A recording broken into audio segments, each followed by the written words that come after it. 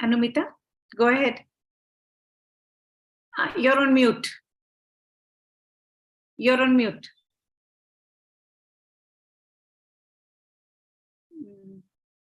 Sukanya, you need to unmute Anumita, I think. Yeah. Right. Can you hear me now? Yes, perfect. Good. So we begin.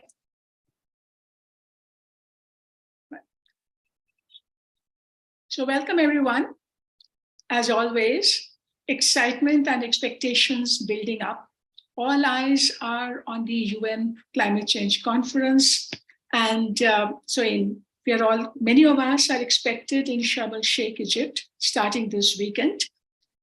So as the countdown begins, we are reminded once again how more catastrophic climate change impacts are today, and that's demanding even urgent attention. There are dire warnings as well that all the commitments made so far do not add up to what is needed to get the 1.5 degree stabilization goal. We are certainly off the mark, and we know that the action continues to fall short of meaningful progress. So clearly, all of us need a better sense of what is on the agenda this time, what is expected. And as we ask always, is this our last best chance to get an inclusive, equitable deal to achieve the climate goals? And what is interesting, that this time, even the COP presidency is also saying that move from negotiation to implementation, and the pledges implementation of the pledges and promises for at-scale action on ground. But why will that happen?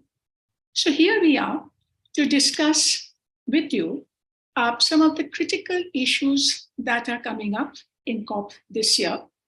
I'm Anumita Roy Chaudhary from Center for Science and Environment, work on sustainable cities, and I'm going to moderate the session today. And here I am with my colleagues, and Sunita Narayan, who really needs no introduction, but who heads CSE and is in the forefront of the climate change debate. We have with us today Avantika Goswami, who is a program manager, and she is tracking the dynamics of climate change negotiations very diligently. Ashok Sangomla and Rohini Murthy, senior reporters from Down to Earth magazine, who are doing incisive investigation into climate change issues. So all of us together will highlight what is on the table this year. And as we move forward, some of the key themes that we will discuss with you. One, mitigation. Are countries on track to reduce emissions, and what it means for the global stocktake that will happen next year, and especially when the carbon budget is going to get even more disproportionately appropriated. Number two, we are going to discuss climate finance, which everyone says is the elephant in the negotiation room, but clearly how much is needed, what is coming, and how will it support the loss and damage, which is that impacts the developing countries the most, and which is going to be the big theme in this COP. Three, adaptation. What will work for the developing countries? What framework, money? That will be the point of discussion. And finally, one of the spotlights of this COP on a possible global commitment on transport decarbonization. So how will all these play out to address ambition, equity, access? That's really going to be the focus of what we are going to discuss today. So let's begin the discussion now. We'll take about 5 to 6 minutes each to share our thoughts with you, and then open up the discussion with you all. So let me first invite Sunita. May I request you to share what's the expectation from COP27 this year? Thank you, Anumita. And I have a few slides which Sukanya will help to help me to put on, and then I can present it. So, so, we are going to COP this year. I think all of us are very well aware of the geopolitics in the time we are in. 2 years of COVID and now the Ukraine war, the Russian-Ukraine war. We are going to COP at a time when the countries, the most industrialized countries, the countries who are responsible for emissions in the atmosphere, the countries that have to take deep, drastic emission reduction are now struggling to deal with high fuel prices, are looking at gas once again, are looking at reinvestment in fossil fuel. They say this is going to be temporary, but the fact is this is a huge setback. And we know very clearly that we are not on track to reduce emissions at the scale and pace needed. This is something that Anumita highlighted in her introduction, and I just want to reiterate that this is an absolute crisis as the world goes to COP. Mitigation is not happening at the scale and pace that is needed. But then there is the other part of it, that we are also going to COP at a time when the world is really blowing up, when you're beginning to see the revenge of nature, you're beginning to see extreme weather events happening, which are devastating the world, the rich, but mostly it is the poor who are worst hit.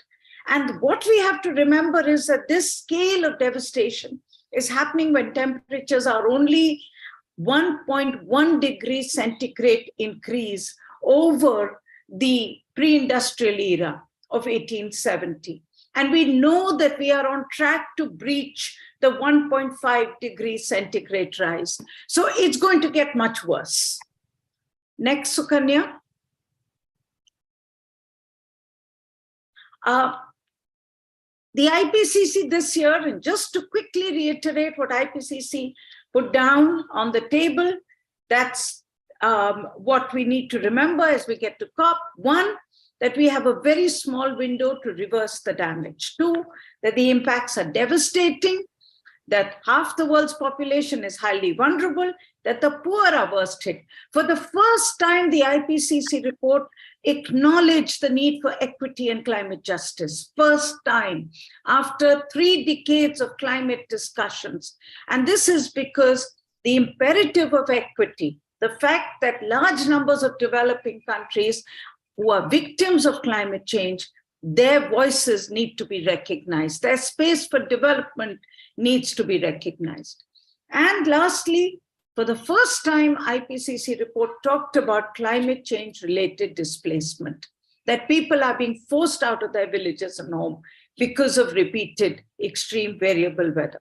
And we know that this increases the insecurity in our world. Migration is the hottest political topic across the world. Next, Sukanya.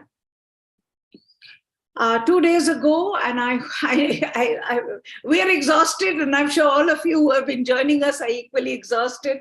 2 days ago, we released the India 2022 report, where my colleagues tracked 9 months of the year, and they essentially gave you a solid database to show you that we have 1 disaster a day over these 9 months. And that these disasters have been lightning, storms, flood, heat wave, cold wave, landslides. You really are seeing the revenge of nature, as I keep saying. And the point that I did not make day before, and I want to reiterate to some of you who may have been with us in this 2-day journey, is that when I say 1 disaster a day, it does not have any data from Bihar, because there is no data from Bihar. So if you look at these 4 maps of India, East India, Central India, South India, and Northwest India, somebody remarked yesterday, in fact, where is Bihar? But the Bihar government has not put any data out to the disaster management division of the Ministry of Home Affairs. So we have no data. So if it's definitely worse. Next, Sukanya. And this is the watermark of climate change, because we know that climate change is not about a single event, but it's about increased frequency of events. And each region of the world is hit. We've heard about Pakistan floods, Nigerian floods. Yesterday, we had extreme rainfall in Chennai. This is breaking the backs of the poorest who are worst impacted. They are losing their capacity to cope with these repeated and frequent events. This is why loss and damage is so centrally on the agenda at COP27. Next, Sukanya. Now, the one thing that we have to remember as we get to COP, because the Paris rule book, so the Paris Agreement that was signed in 2015 essentially shifted the global politics on climate. The 1992 Agreement on Climate Change, which is the Framework Convention on Climate Change, essentially agreed upon the fact that there are two sets of countries, countries which have created the problem, the countries that we are showing you here in this chart in orange, and the countries who need their right to development to grow. However, in Paris, it has been the principle of historical emissions has been erased, and everybody has to take emission reduction now. The problem with that is this pie chart, and this is important for us to take 1 minute, and I know Avantika will focus on it again, but I just want to make the central point that if you take this data here on the percentage share of CO2, global CO2 emissions by country, the position becomes very stark. Those industrialized countries that contributed to the problem in 1992 remain the largest occupier, appropriator of the global carbon budget. The only country that has now made its way into that club in any respectable form is China. China is yesterday's United States. And by 2030, it will be equating its share of the global emissions with United States. That's an important issue as we get to Sharm el-Sheikh. India's share remains at 4.25%, even at, we take the NDC into account, but even with that, we are hardly occupying any of the carbon space that should be something that is our due. But then look at African continent, look at the rest of the 70% of the world population, including India. They have nothing, which is why we need to make sure that when the world discusses loss and damage, it is really about payment for compensation, reparation, and it is the liability of polluters. Next, Sukanya. So what's on the agenda, and my colleagues are going to do much, we are all going to do a rushed deep dive, but nevertheless, I just want to flag the issues here in one slide. So mitigation is clearly still on the table, has to be on the table. We're off track. The new NDCs have been submitted. The question is, will this now lead, because we are off track, the UNEP report on the emissions gap has said so, every other report is saying so. Will it lead to more pressure on the developed world?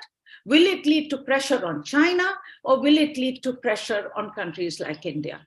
And this is where the global stocktake, which is now part of the Paris Agreement, but will come up in 2023, that discussion is crucial, because that discussion is really about being able to look at the responsibility of countries from the point of view of their contribution and the need for them to take even more drastic emission reduction.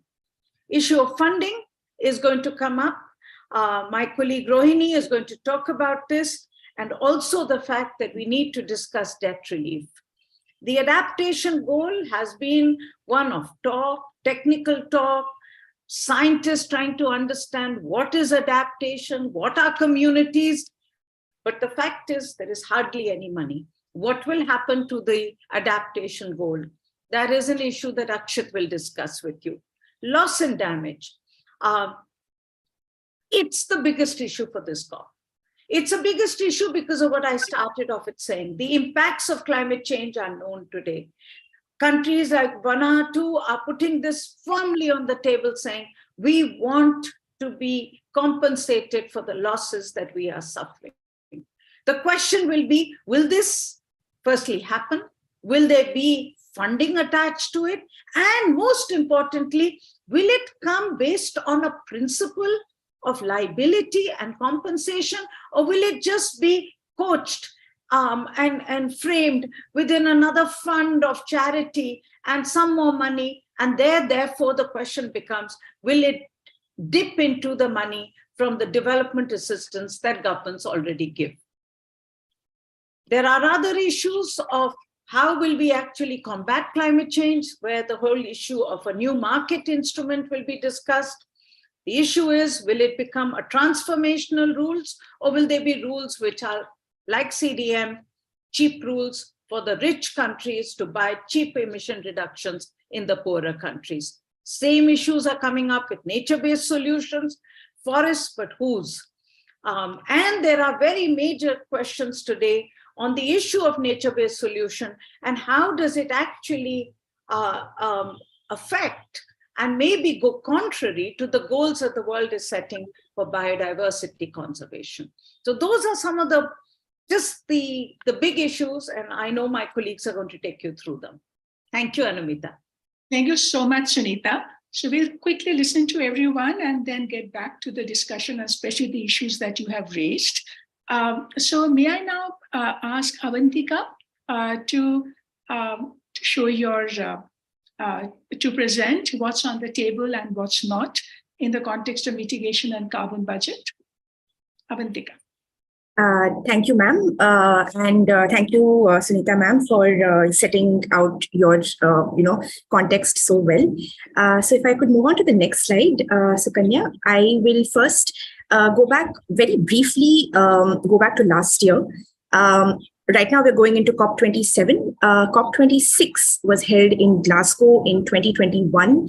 And the narrative around the current upcoming COP27, it's a little bit more about how it's an in-between COP because there are no major milestones that are looking to be achieved. But COP26 was a major COP summit in terms of milestones. NDCs, or new climate pledges, were due to be submitted by late 2020.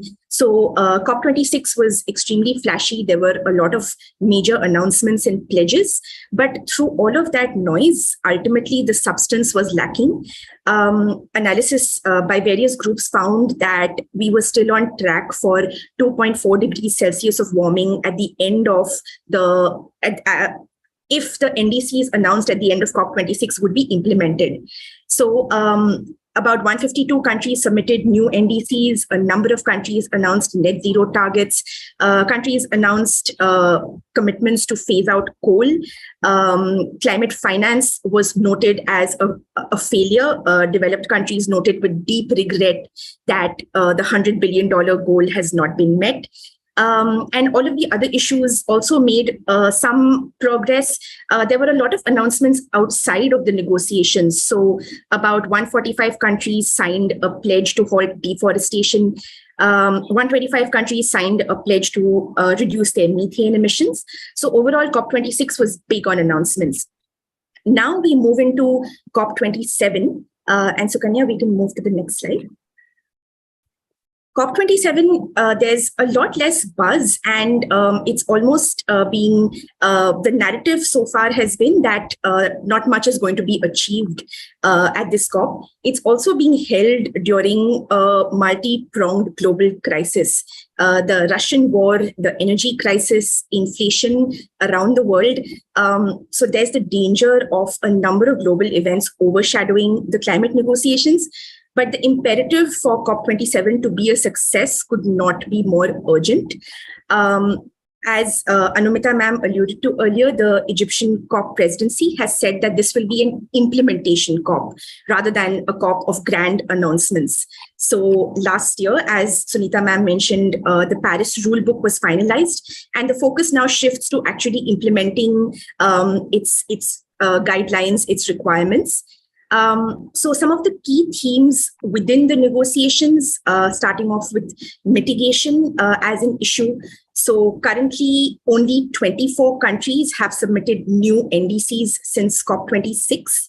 At COP26, because the level of climate ambition was so low, it was decided that countries would submit new NDCs once again in 2022, going against the Paris Agreement's initial decision to submit new pledges every 5 years. But despite that decision, only 24 countries have updated their NDCs since COP26. Because of the lack of ambition that was shown at COP26, a new work program known as the Mitigation Work Program was conceptualized by developed countries last year at COP26, and it was due to start this year. The Mitigation Work Program has been quite contentious because developing countries believe that it's sort of a replication of what the Paris Agreement, the Global Stocktake, and similar programs, what they're already doing. So essentially, developed countries are trying to look for ways to push the entire world, not just the rich countries, but the entire world, to show more ambition in their climate pledges, in their NDCs through this mitigation work program. But discussions around this program during the mid-year climate conference in Bonn this year in June, they did not lead to any kind of consensus. There was a lot of disagreement. So these discussions are essentially going to start from scratch at COP27. And it'll be interesting to see where they lead and whether or not developing countries, particularly middle-income countries like India, whether they will be open to having pressure for more ambition placed on them when the onus should be on the developed world. Climate finance, another big issue this year, because we've reached a point where the urgency to fund rapid decarbonization in the developing world is bigger than ever. At COP27, there will be discussions on the new collective quantified goal. So there's already an existing goal that developed countries must transfer $100 billion annually in climate finance to developing countries. Firstly, that goal is not met. The last figure, according to the OECD, was about $83.3 billion of climate finance in 2020.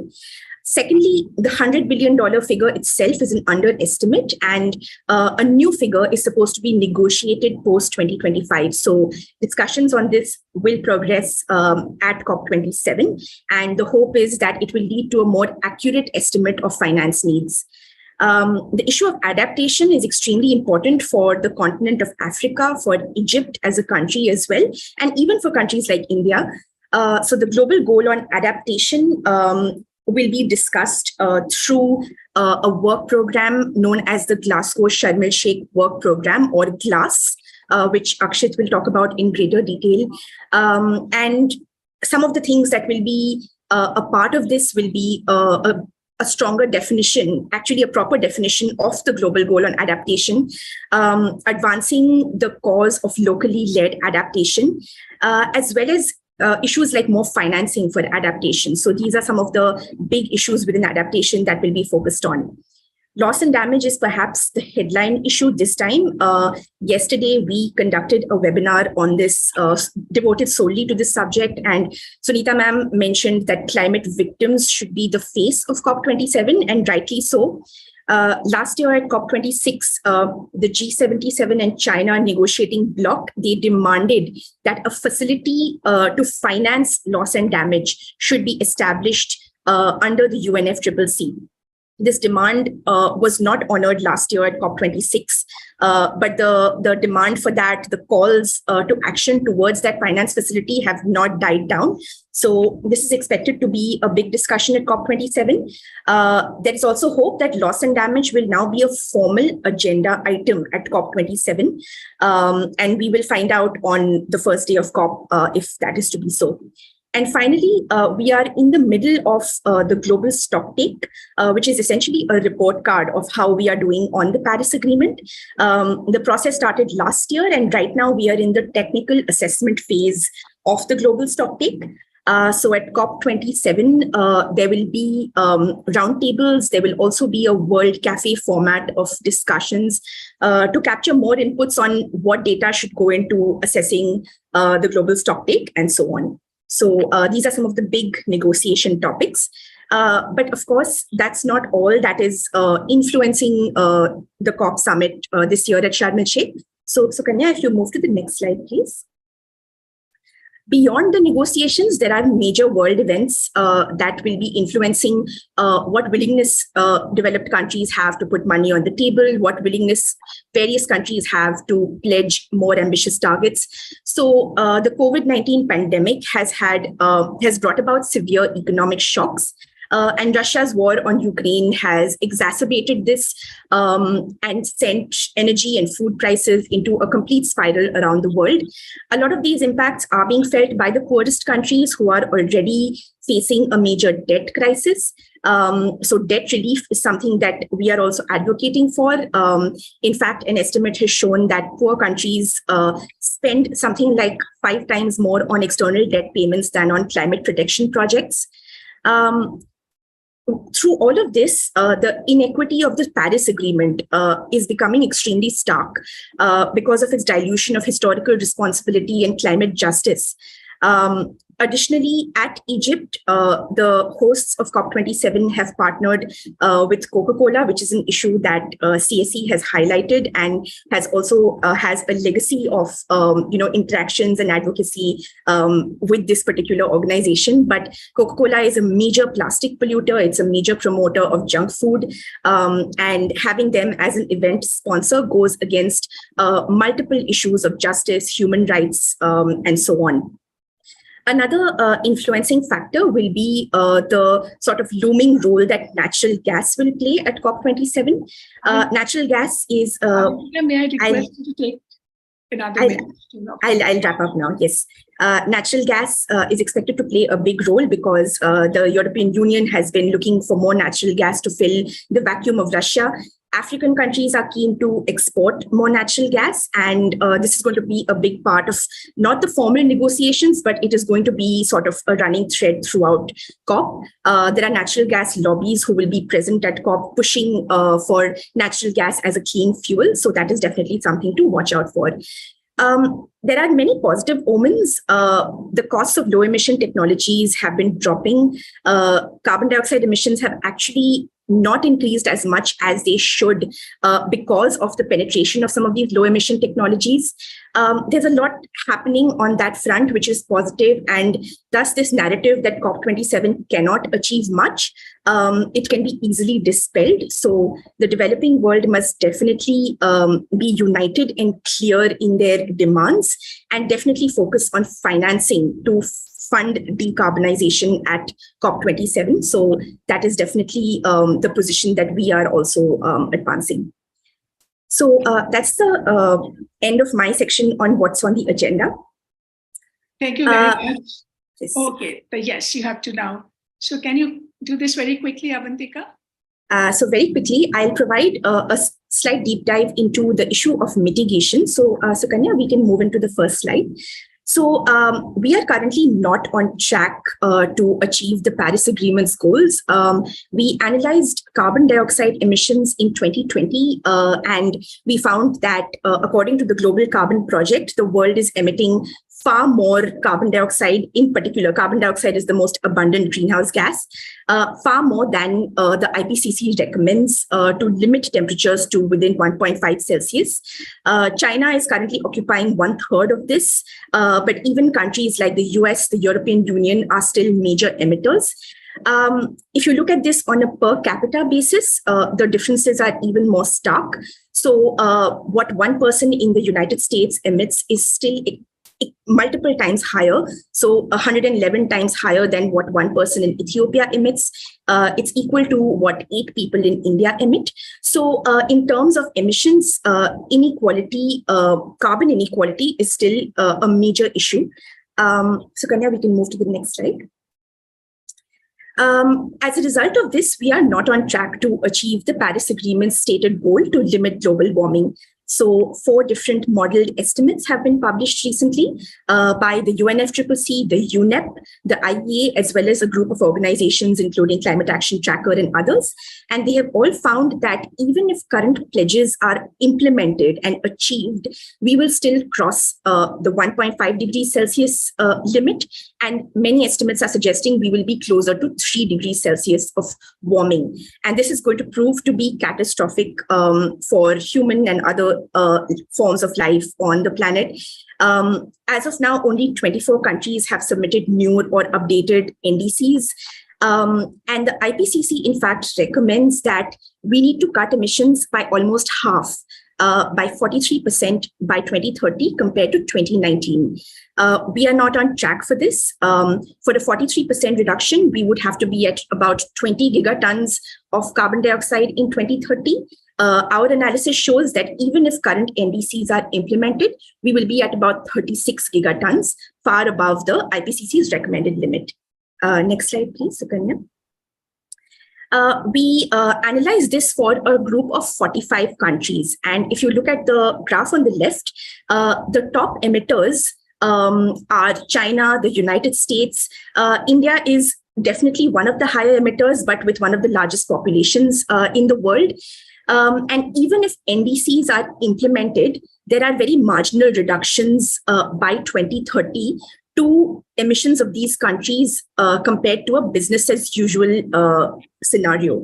For the purpose of simplicity, we kept business as usual and NDC level emissions for India and China constant because they have intensity targets. But for other countries, the change is quite visible. We also applied this to a conservative estimate of the remaining carbon budget. So we took the 400 gigatons estimate of the IPCC's sixth assessment report, and we found that whether we are in a business as usual scenario or if all NDCs are implemented, we will still deplete the carbon budget by 2030. And the NDC scenario, wherein all NDCs are implemented, is only about 5 gigatons lower than a business as usual scenario. As a result, if you look to the graph on the extreme right, this is what emissions look like between 1870 and 2030 on the right if NDCs are implemented. There's very little difference to the graph on the left, which is historical emissions. So as a result, COP26 needs to focus on climate justice and mitigation. It needs to discuss how countries will front load emission reductions by 2030 based on their historical emissions. So that's the end of my presentation. We can move on. Thank you, Avantika. That was certainly very tough decisions are needed and within the framework of justice. But let's quickly move on to do all our presentations first.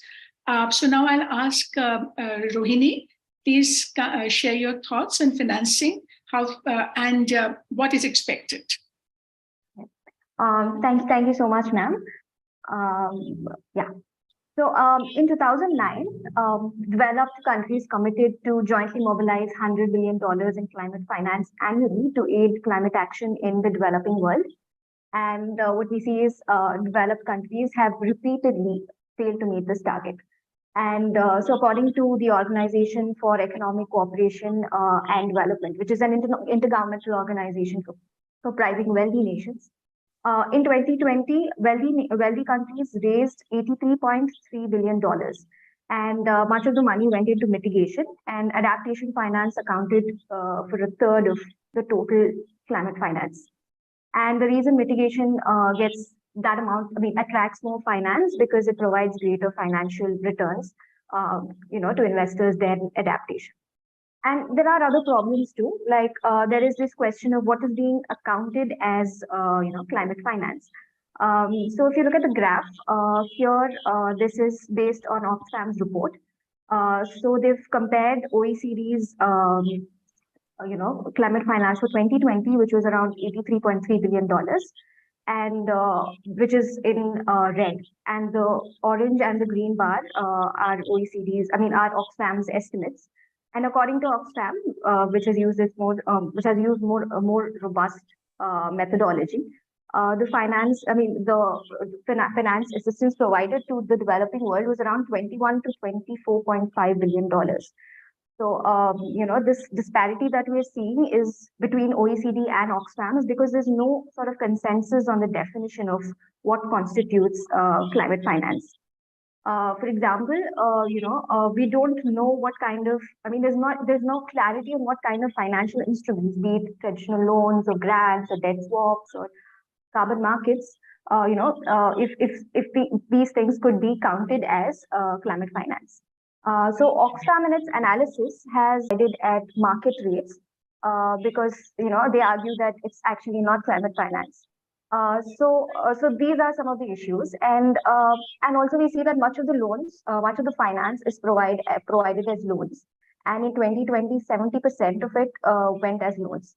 And the problem is that it pushes vulnerable nations further into debt. So Kanya, can you move on to the next slide? Yeah. So according to the United Nations Development Program, 54 countries are in severe debt crisis, and of the 54, 28 countries rank among the 50 most climate vulnerable countries.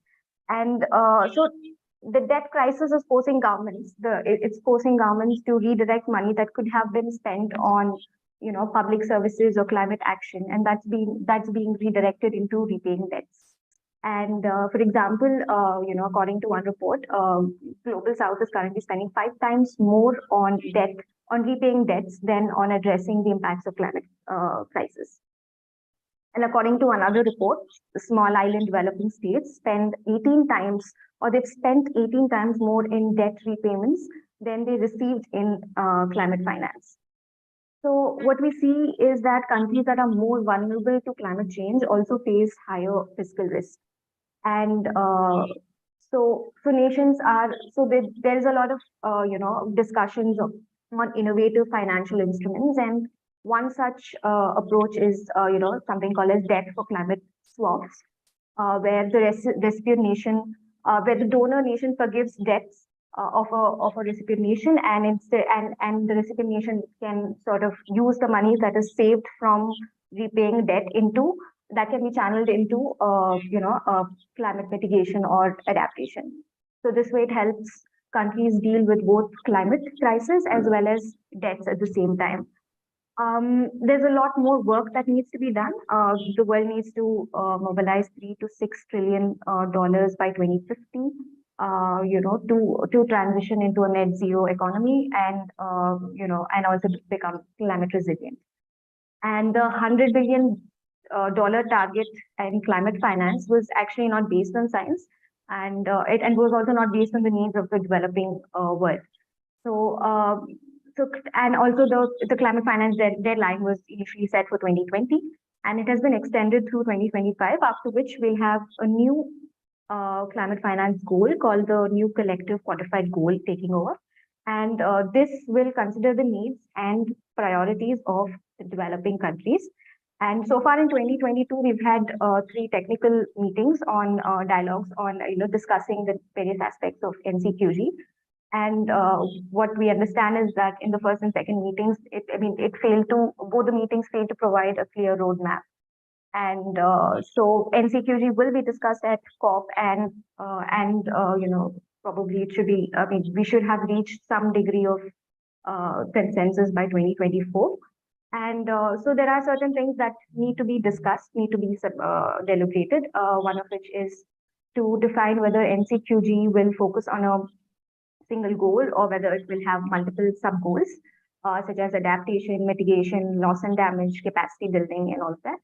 And also, they have to also talk about whether the financial flow will be from the developed to the developing world, or whether other nations would also have to contribute. So all these things need to be hammered out before 2024. And yeah, that's about it. Right. Thank you so much. Now let's move on to Rohini. That was very interesting, and we'll move on. I'm just rushing through so that we have time left for discussion. So I'm just having everyone. So I'm not even getting into raising points on the presentation. So now I'll ask Akshit, please reflect your thoughts on adaptation goal and loss and damage. How and who will pay for the damages and the losses? Yeah, thank you very much, ma'am. Avantika,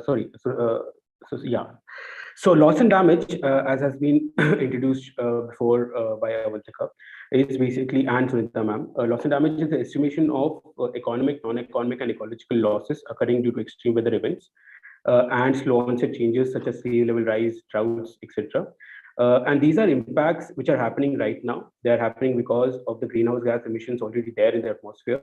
And these are also impacts which communities all around the world cannot adapt to. So they are beyond adaptation, and that is why they come under loss and damage. The annual estimate of loss and damage by 2030 could be 290 to 580 billion dollars, which is a general consensus that researchers have come to. And because a lot of this loss and damage is happening because of historical emissions. It is only prudent, or it is only advisable that historical emitters who have done those emissions, who have emitted those greenhouse gases, are compensated for those losses, at least in part. So there are various ways that estimations of loss and damages are done. The two main ways, which are globally accepted by national governments as well as global bodies such as the IMF, the World Bank, the EU, and the UN organizations, are known as the PDNAs and the RNAs. The PDNA is basically post-disaster needs assessment. The RNA is a rapid assessment form of the same process, which is done immediately after a disaster, basically to address relief measures, and also for nations to basically make their budget allocations for getting over this crisis. So rapid assessments are quick. PDNAs are done over a longer period of time, and they require much more analysis. Both these assessments are done by national governments. They're led by national governments, by the various departments of the national governments. But then they are done under a procedure which has been globally accepted, and it is mainly led by the World Bank.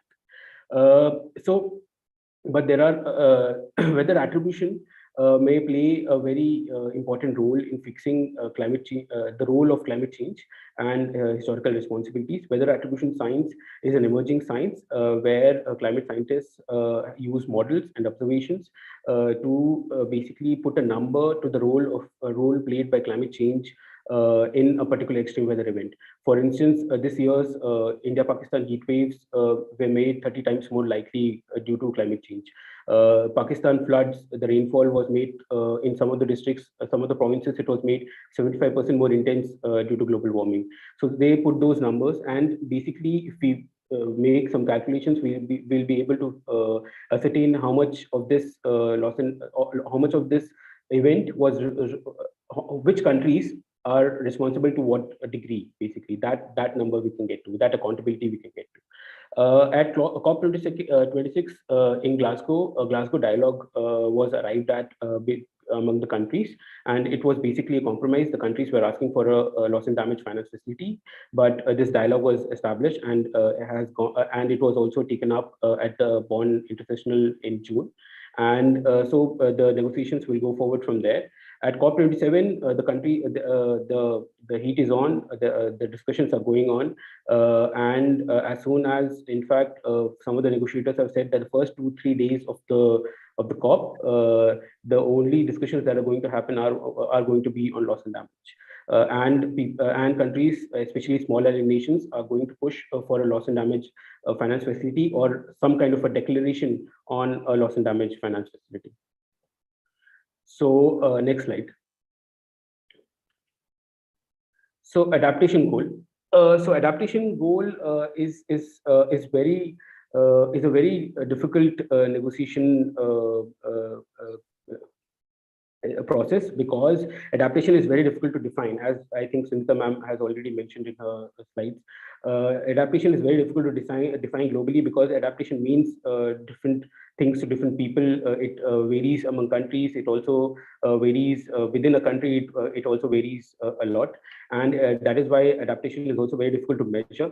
The metric for lowering greenhouse gas emissions is easy, because it's only the greenhouse gases have to be measured.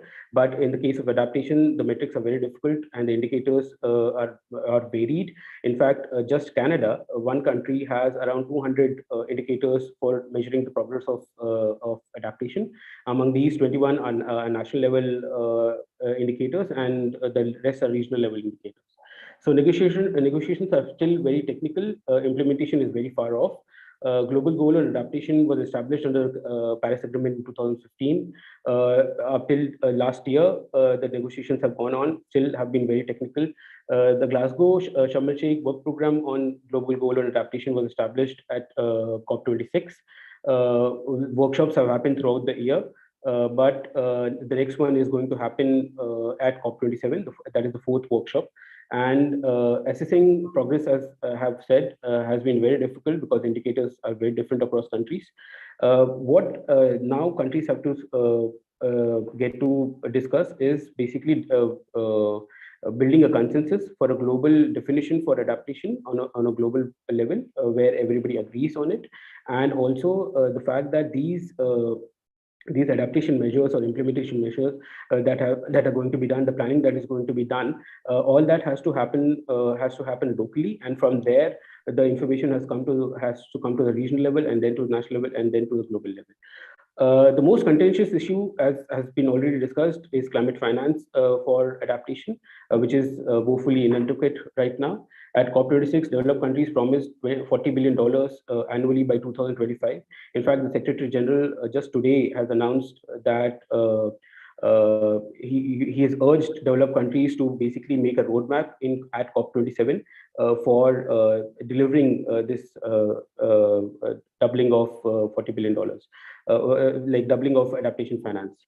Annual adaptation costs in developing countries are already very high. This is the latest estimate. This basically came out just today. The Adaptation Gap Report 2022 has been released today by the United Nations Environment Program, and it has been revised to $340 billion. This estimate was around $300 billion last year. The last year's Adaptation Gap Report, the estimate was $300 billion. This has been revised to $340 billion this year. Thank you. Thank you, ma'am. Thanks a lot, Ankit. As I said, let's finish this. And the last part of this, and I'll very quickly touch upon this. Next slide, Sukanya. All of you, if you are keeping an eye on COP27 this time, just be aware that there might be, and a lot of talk around it, that there might be commitments from the global stakeholders on transportation and mobility. And this is something that perhaps going to happen for the first time in the history of COP, when mobility will be the focus of discussion. And what you need to know that COP27 presidency of Egypt's statement, which was issued in September 2022, it has identified transport as an issue of particular importance. And what it has asked for, that the stakeholders, that they need to come together to make commitments to achieve smart goals and to achieve equitable, healthy, green, resilient transport. And the rationale that they are drawing for it is that transport sector is already a major emitter of greenhouse gas emissions. It is emerging as a hard-to-abate sector, and it is also the fastest growing source of emissions. So, and that they are recognizing the fact that this is the result of the growth of the car-centric cities. In fact, the statement has mentioned that transport emission is an under-prioritized climate agenda. So stakeholders are expected to come up with smart measures, specific, measurable, achievable, relevant, time-bound outcomes, and to identify gaps and also to ensure that they scale up solution globally. So this also seeking high-level commitments and relevant announcements to develop roadmap, come up with a funding mechanism, governance mechanism, in fact, at least have some kind of a conversation around it. But what is important for us to understand that the focus in the statement is that on mobility transition in Africa and the rest of the developing world. And that's something that we need to understand in the context of what's going on. Next slide, Sukanya. So clearly, the focus on mobility transition, and it seems that the focus is going to be on the South, but it's very clear that if we really have to reduce transport sector emissions, car-centric North also needs to make commitment. Because as all data shows, rich cities where you have more than half of daily commuting happening by cars and SUVs, and it is going to continue to increase in the future. Asia and Africa, and that's the most important opportunity that all we need to understand, that even today in these parts of the world, that majority of people walk, cycle, and use public transport. And look at India with almost 70% of that share.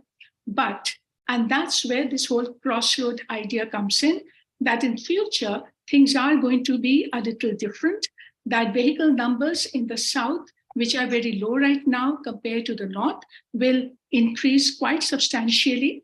But the message that needs to go out and will be going out perhaps in the COP, that South can grow differently to avoid future emissions.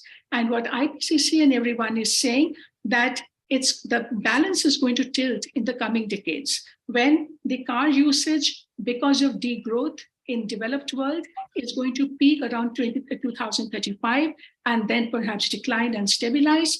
But transport activities will increase in developing countries, but it will also plateau because we have certain advantages and even at a lower GDP level, because in the developing world, you have higher urban densities and you have certain infrastructure constraint that might limit the growth of personal vehicles. But a lot will depend on what choices the governments are making. But clearly, this transformation that we are looking for, and this is going to be a little varied kind of a change that is going to happen in the future, that in the developing world, while motorization is going to explode, but the opportunity is in the way we still commute and how do we invest in the inherent strength that we already have. And in the developed world, the road-based emissions may reduce, but aviation and other emission or non-road sources are going to increase. So the transition, the mobility transition that we are looking for today globally, this will have to be enabled. And India has already, in its enhanced national, the NDC has come up with the numbers that how much it will cost. So we need meaningful global commitment to transformative changes, to scale up sustainable modes, have vehicle restraint measures. Cities need to become more transit-oriented. Cities need to remain compact and to be accessible, but with a very clear funding mechanism to enable this transition. Thank you. So we can move on now. So, Anumita, yes. and Shuparno, Yes. we have been answering most of the chat questions, keeping in mind. Yes, that's what I said. I realized the time was short, so I thought we should answer them. But nevertheless, maybe we can. So this, just to tell everyone, this is our QR code. If you take a snapshot of it, you can download all our material from this. These are materials that we have produced for COP. But Sukanya, if you can take the screen off and we can see everyone, then Shuparno can then moderate between Shuparno and Anumita. We still have a few minutes in case there are any burning questions that are left. So, Anumita, can I just, I can see a few questions in the chat box. Of course, as Sunita ji said, she has kind of answered some of them. Videsh had asked something, then I can see Sudha who had asked something. And let me go to, we have a question from Maushami Dave about how relevant is the Paris Agreement when the negotiations have little or no involvement from indigenous peoples. So I can take that, Shuparno. I was in fact just typing a response to Maushami. Right. It will be good too. Yes. I think, Maushami, the issue of indigenous people is important, but I think the more important question is really the question of developing countries. We have to remember that when it comes to global negotiations, we should not pit the poor against the poor. And I think that is a very important thing that we need to take forward and we need to understand. The rich world would like to do so. Today in the loss and damage negotiations, the biggest fear that countries like India could have is that, they will also be asked to contribute, but they are not responsible for the stock of greenhouse gases which is in the atmosphere. But there is a huge effort to divide and rule and to pit the poor against the poor. When it comes to the Paris Agreement, Maushami, the biggest issue is really the fact that it has erased the principle of historical responsibility, and it has erased the principle of equity. In fact, climate agreement says that climate justice is important for some. I mean, this is shocking that an agreement signed by countries across the world would actually say that justice is only important for some. So I think there are much bigger problems why the climate agreement is a very poor framework for action. And that is why we are seeing every report of the UN showing us that we will breach the 1.5 degrees centigrade goal, except that nobody has the courage to say, to call a spade and to tell you that actually it is because we signed an agreement which is fundamentally flawed. Right. In the initial part of the, this discussion, we had a question regarding livestock farming. Would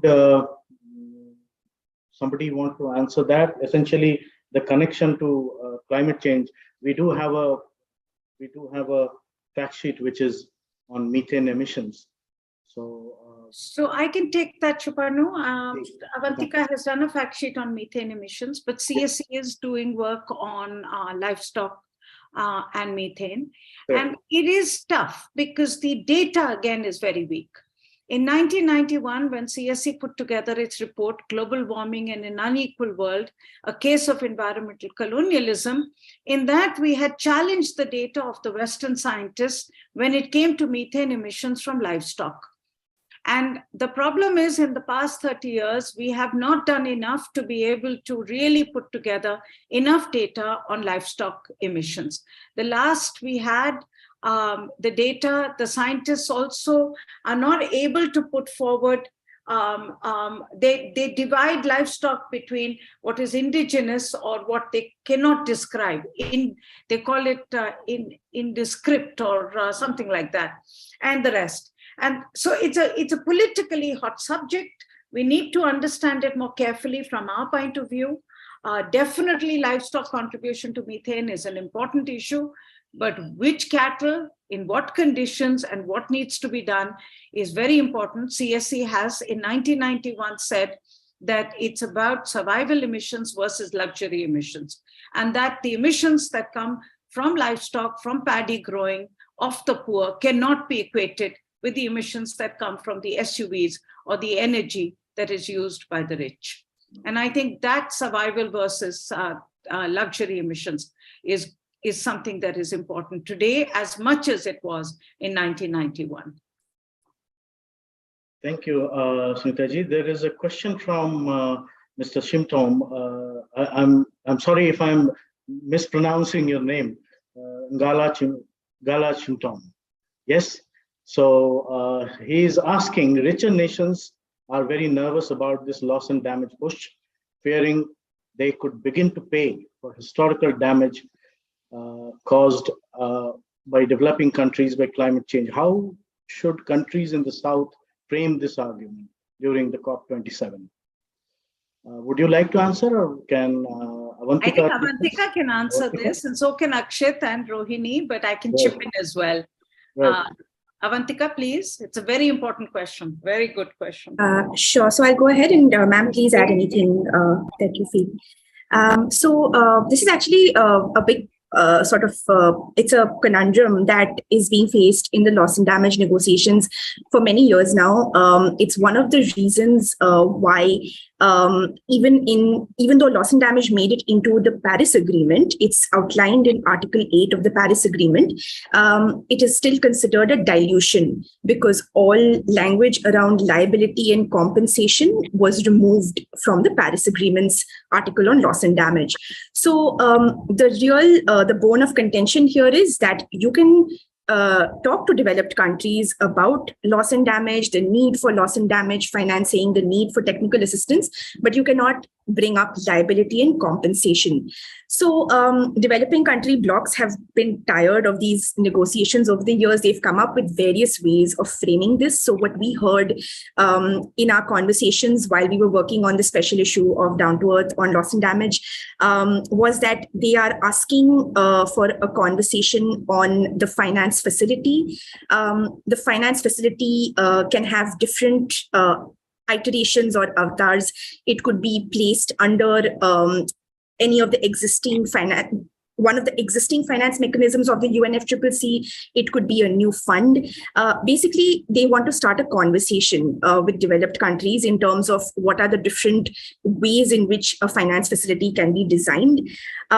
We've also heard that a full operationalization of the finance facility is not something that developing countries will be demanding. They just want a political commitment at this stage.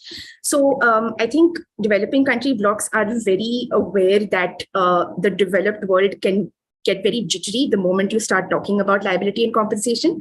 So they have a very carefully crafted way of pitching it, that you start with a finance facility and then we flesh out the details together as we go along. So it'll be interesting to see how those discussions play out. But if I may, Shuparno, and I think it's a very important issue, and I think Avantika has captured it very well, but I don't agree with the framing that developing countries need to do. Coy and too timid in putting forward what should be the right framing of the argument, which is why we allowed the Paris Agreement to happen, which is why we have allowed so much which is wrong to happen when it comes to climate mitigation and climate agreement. I think this time the developing country must go with a much clearer point of view, which is prepared to call a spade a spade. We are suffering, we are really badly impacted. And there's no point about dancing around this and saying, oh, you know, we are not calling it liability and reparation. We really just want to talk about some finance, give it to us. We need to get it as a matter of reparation. And I think it's very important for developing countries to assert this principle, because otherwise, like the adaptation goal, like the finance facility, it'll all become charity, and that will be add to nothing. So I agree with Avantika's framing, but I think, Avantika, our hope that I think your and my, Akshit, Rohini and Anumita's hope would be that we will see something different this COP. Yes, absolutely. We are kind of running out of time. And I think we can take one last question. I can see Hridesh also has a question, but let me. I've answered Hridesh's question. We have many. There is Gargiji who's asking that India is now the 5th largest economy, recently celebrated, ahead of the UK, and is chasing a $5 trillion economy.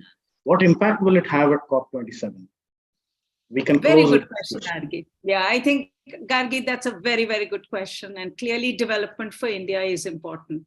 Now, India has put forward last in Glasgow a very good roadmap for energy transition. We were very supportive of the Indian transition plan, in which essentially what India is saying is that we will double our energy use between now and 2030. And as you know, Gargi, energy is the economy. Energy is the basis of all economic growth. You know, when you see Europe today and you see the US today, you understand how when the rich talk about energy, how important it is. And in our part of the world, still, we have huge energy poverty. You cannot talk about energy poverty of the Queen of UK in the same way that you talk about the energy poverty of the poorest women, or not the Queen now, the King of UK, and the poorest women of our country, who still don't even have fuel to cook their food, clean fuel to cook their fuel. I mean, you cannot equate this. So we need energy. So I think India's roadmap going forward that we had put at Glasgow, which said we will double our energy between now and 2030, but we see that doubling happening with clean sources, renewable sources, hydroelectric sources, and that we will keep coal, but coal's percentage of our total energy mix will go down from 80 to about 56%, which is substantial in terms of our a commitment. Now, we have in the NDC that our government has put forward a little later, not quite gone by the same commitment that we had made in Glasgow. In Glasgow, there was a much more ambitious commitment to ramp up renewable energy by 2030.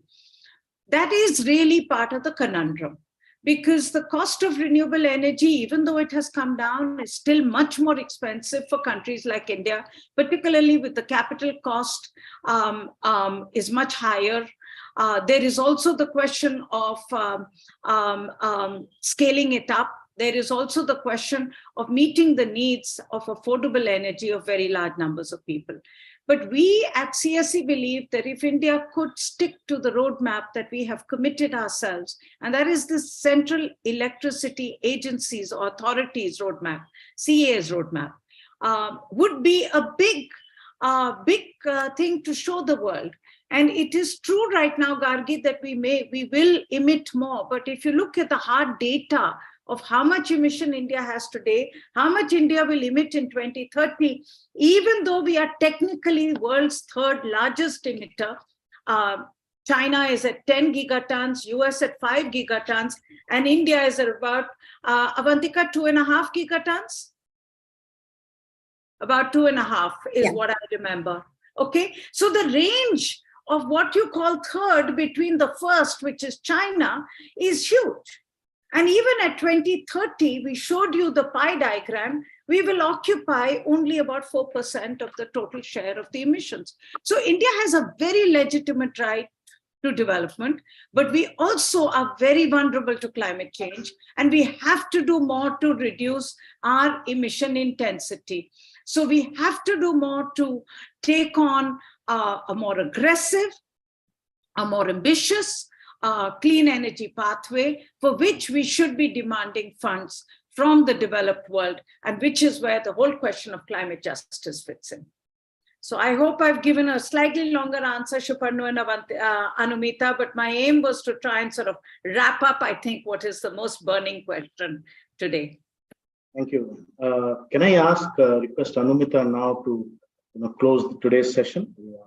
Already a little bit. I'm not even attempting to summarize, because I think Sunita has done a perfect job of, giving us the takeaway, what to expect, and especially what she actually said, that India, developing world, cannot afford to remain coy and shy, and has to be very, very strident and be very clear, and be able to influence to the extent that the rules of the game, especially for finance, are written clearly, with clear objective, with equity, and an entire framing that all of us have been talking about, that mitigation, adaptation within the larger framing of climate justice.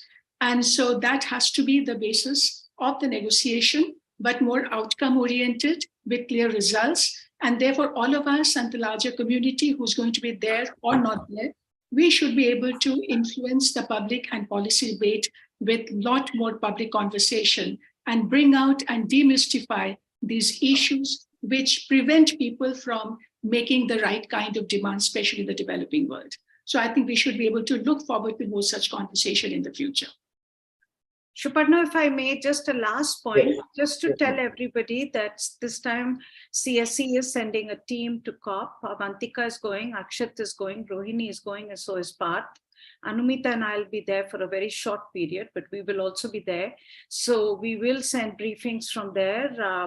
And if anybody would like to reach us there, Shuparno is here, and he will make sure that any questions you have.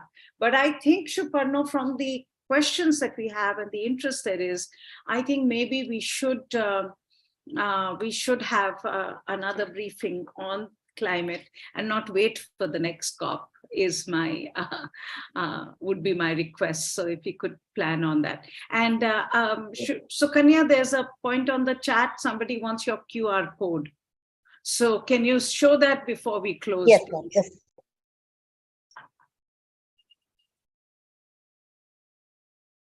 So if nothing else and no further point from anyone, Sunita, anything else you want to add? Then we can close the session. And as you just said, we are looking for the next conversation very soon now. Yeah. Thank you. Thank you, everyone, for being with us, and especially for asking very important questions and kind of stimulating the debate.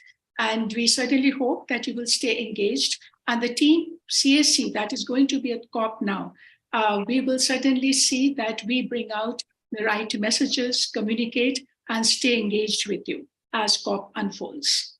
Thank you. Thank you very much. Thank you. Thank you, everyone.